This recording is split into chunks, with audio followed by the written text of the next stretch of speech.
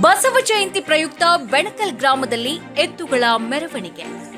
ಬಸವ ಜಯಂತಿ ಅಂಗವಾಗಿ ಗ್ರಾಮೀಣ ಸಂಸ್ಕೃತಿಯ ಸೊಬಗನ್ನ ಪ್ರತಿಬಿಂಬಿಸುವ ಎತ್ತುಗಳ ಮೆರವಣಿಗೆಗಳು ರಾಜ್ಯದ ಹಲವೆಡೆ ನಡೆಯುತ್ತಿವೆ. ಕೊಕ್ಕನೂರು ತಾಲೂಕಿನ ಬೆಣಕಲ್ ಗ್ರಾಮದಲ್ಲೂ ಅದ್ದೂರಿಯಾಗಿ ಈ ಸಂಪ್ರದಾಯ ಮುಂದುವರೆದಿದೆ. ಕೊಕ್ಕನೂರು ತಾಲೂಕಿನ ಬೆಣಕಲ್ ಗ್ರಾಮದಲ್ಲಿ ಬಸವ ಜಯಂತಿ ಪ್ರಯುಕ್ತ ಶೃಂಗರಿಸಿದ ಎತ್ತುಗಳ ಜೋಡಿಗಳ ಮೆರವಣಿಗೆ ವಿಜೃಂಭಣೆಯಿಂದ ನಡೆಯಿತು. ಗ್ರಾಮದ ರೈತರು ತಮ್ಮ ಜೀವನಾಡಿಯಾದ ಎತ್ತುಗಳನ್ನ ವಿಶೇಷವಾಗಿ ಸ್ನಾನ ಮಾಡಿಸಿ ಕೊಂಬುಗಳಿಗೆ ಬಣ್ಣ ಹಚ್ಚಿ ಜೂಲುಗಳು, ಬಲೂನುಗಳು ಮತ್ತು ಅಲಂಕಾರಿಕ ಸಾಮಗ್ರಿಗಳಿಂದ ಸಿಂಗರಿಸಿದ್ರು. ಬಸವಣ್ಣನವರ ಭಾವಚಿತ್ರ ಮತ್ತು ದೇವರ ಮೂರ್ತಿಗಳನ್ನು ಹೊತ್ತುಕೊಂಡು ಮಂಗಳ ವಾದ್ಯಗಳ ಮಧ್ಯೆ ಗ್ರಾಮದ ಬೀದಿಗಳಲ್ಲಿ ಮೆರವಣಿಗೆ ನಡೆಸಿದ್ರು.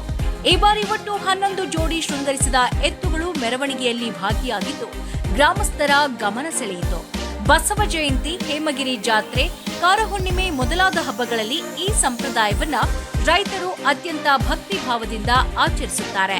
ರೈತ ಸಂಘದ ಅಧ್ಯಕ್ಷ ರಮೇಶ್ ಮ್ಯಾಗೇರಿ ಮಾತನಾಡಿ, ಈ ಸಂಸ್ಕೃತಿ ರೈತರ ಜೀವನ, ಪಶುಪಾಲನೆ ಮತ್ತು ಧಾರ್ಮಿಕ ಭಾವನೆಗಳ ಸಂಕೇತವಾಗಿದೆ. ಎತ್ತುಗಳು ನಮ್ಮ ಬದುಕಿನ ಅವಿಭಾಜ್ಯ ಅಂಗ ಎಂದರು. ಈ ಸಂದರ್ಭದಲ್ಲಿ ಈರಣ್ಣ ಹಂಡಿ, ಹನುಮಂತ ಕುರಿ, ಹನುಮಂತ ಲೇಬಗೇರಿ ಸೇರಿದಂತೆ ಗ್ರಾಮದ ಅನೇಕ ರೈತರು ಭಾಗಿಯಾಗಿ ಕಾರ್ಯಕ್ರಮವನ್ನ ಯಶಸ್ವಿಗೊಳಿಸಿದ್ರು.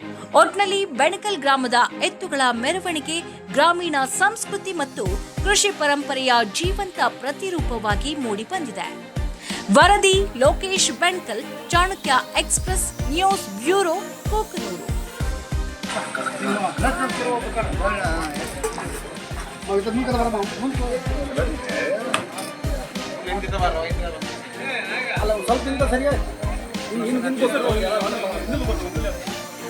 ಹಿಂದಿಲೆ ಕಾಣಲ್ ತೋರವು